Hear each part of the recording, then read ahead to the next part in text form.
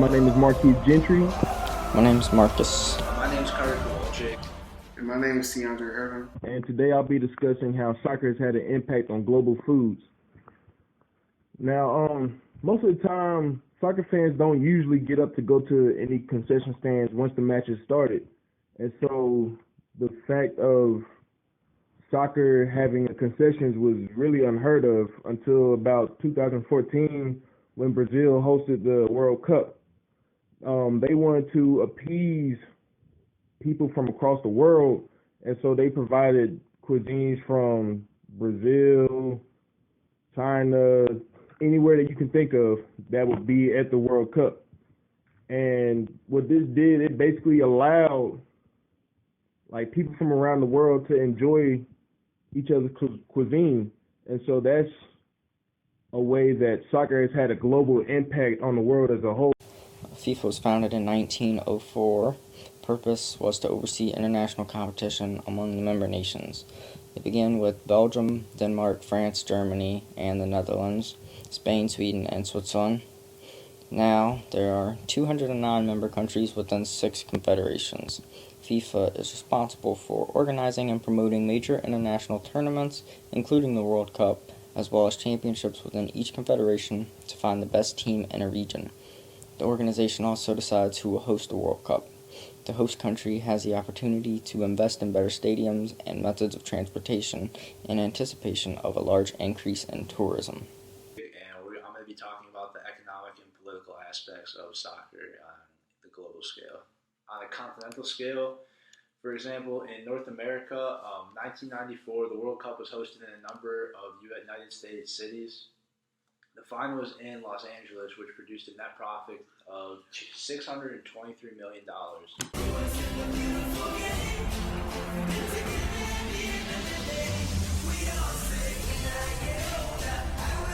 In Asia, in 2002, the World Cup was split between Japan and Korea. This is the first time it's ever been held in 2 countries.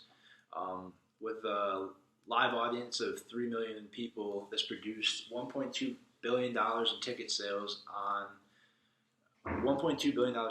and then on top of this, FIFA already decided to pay each country $110 million to host.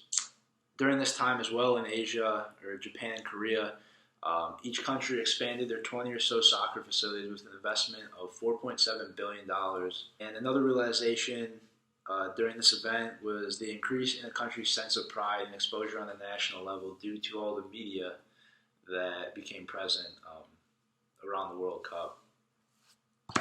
To put this in perspective a little more, in 2002, when the Cup was held in Japan and Korea, the absence of England's team would cost their economy, the absence of England's soccer team would cost their economy $4.7 billion, which is 0.3 of their gross domestic product for the entire year, just for their soccer team being gone for 1 month. In Europe, the World Cup was held here in 2006. In Europe, the government reported tourism revenue in this 1 month that the World Cup was going on to be $400 million. Another $3 billion surfaced from retail, such as jerseys and paraphernalia surrounding the World Cup. 500,000 new jobs were yielded from this event as well. Restaurants and bars were overrun the entire time during this event, which further improved their economy. The way that soccer or football in Latin America terms has impacted the economy is by reducing markets for the sport in different regions of different countries around the world. As we've recently known, Brazil recently had held the World Cup, and it has affected the economy with not only the country and the city around it. For an example, at the World Cup, the economy decreased, instead of increasing, about 1.5%, which is not a drastic decrease, but is enough to affect the whole economy. That was according to the Bank's Index of Economic Activity, and this was after 6 months of the World Cup. The creation of the jobs was worse in the economy's history ever since 1998, even though the World Cup created 1 million jobs. And this is according to their Labor Ministry report. Really put into perspective the power that soccer has on countries. Soccer is a global sport. It can be played anywhere. All you really need is a ball and set some sort of goals.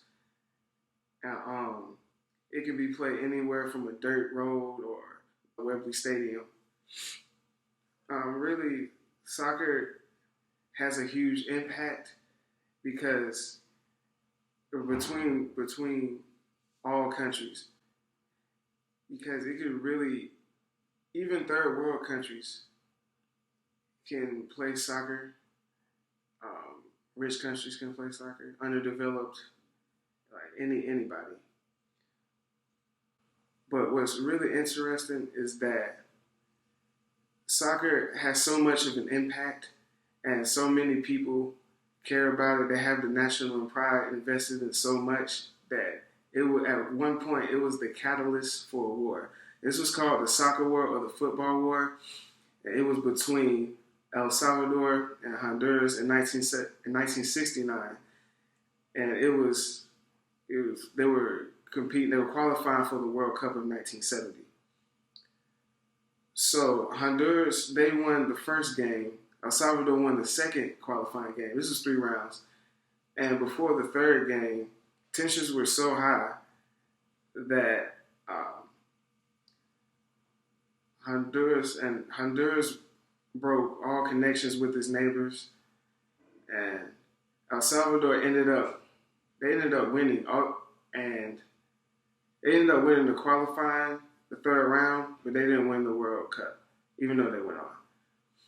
But even though they were different, there were more events prior to and more things building this tension. The fact that soccer has such a huge impact, it's incredible. It surrounds us, every nation, all